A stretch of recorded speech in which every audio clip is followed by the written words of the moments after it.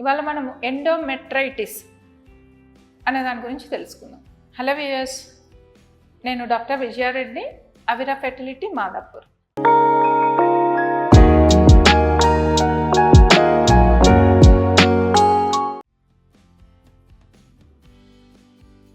Endometritis అంటే infection అన్నమాట. Any ఐటిస్ అన్నదంతా infection అంటారు. సో ఎండోమెట్రియంలో కామన్గా వచ్చేటువంటి ఇన్ఫెక్షన్ని ఎండోమెట్రైటిస్ అంటారు.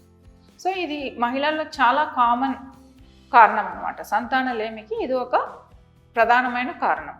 కానీ ఎండోమెట్రైటిస్ చాలా వరకు దేనివల్ల వచ్చింది అనేది మనం డయాగ్నోస్ చేసుకున్నట్లయితే ట్రీట్మెంట్ అన్నది సింపుల్ మెడికేషన్, మందులతోనే చాలా వరకు ట్రీట్మెంట్ అయిపోతుంది.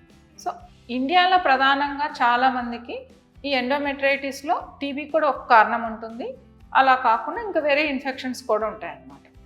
సో ఈ ఇన్ఫెక్షన్ పార్ట్ అవిరా ఫెర్టిలిటీలో గైనకాలజిస్ట్లో ఎగ్జామిన్ చేసి దానికి సరైనటువంటి మెడిసిన్స్ ఇచ్చి సింపుల్ అంటే ఎండోమెట్రైటిస్ కారణం అది ఒక్కటే సంతానలేమి కారణం అన్న వారికి మందులతోనే టోటల్గా ట్రీట్మెంట్ అయిపోతుంది. సో ఎండోమెట్రైటిస్ ఉన్న వాళ్ళు ఆందోళన చెందాల్సిన అవసరం లేదు.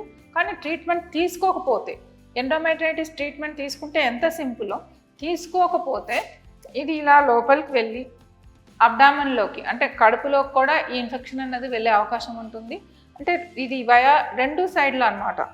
బయట ఇన్ఫెక్షన్ కూడా ట్యూబ్స్ ద్వారా ఇలా రావచ్చు, ఇన్ఫెక్షన్ అనేది కింద నుంచి వెజైనా ద్వారా ఇలా రావచ్చు, లోపల ఇన్ఫెక్షన్ కూడా ఇట్లా నుంచి కడుపులోకి కూడా వెళ్ళొచ్చు. సో ఎండోమెట్రైటిస్ ఉన్న వాళ్ళు సరైన టైంలో ట్రీట్మెంట్ తీసుకోకపోతే అది మొత్తం యూట్రస్ అంతా అది పాకి దాన్ని పయోమెట్రా అంటారనమాట, మొత్తం ఇన్ఫెక్షన్ వచ్చేస్తుంది.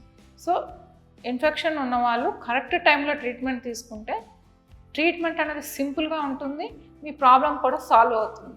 నెగ్లెక్ట్ చేస్తే మాత్రం అది పెద్ద సమస్యలకి కారణం తీసే అవకాశం ఉంది. సో ఎండోమెట్రైటిస్ అని మీకు గైనకాలజిస్ట్ చెప్పిన తర్వాత ఇమ్మీడియట్గా ట్రీట్మెంట్ అనేది స్టార్ట్ చేసినట్లయితే సింపుల్ ట్రీట్మెంట్, కాంప్లికేషన్స్ లేకుండా మీ ప్రాబ్లం సాల్వ్ అవుతుంది. Thank you.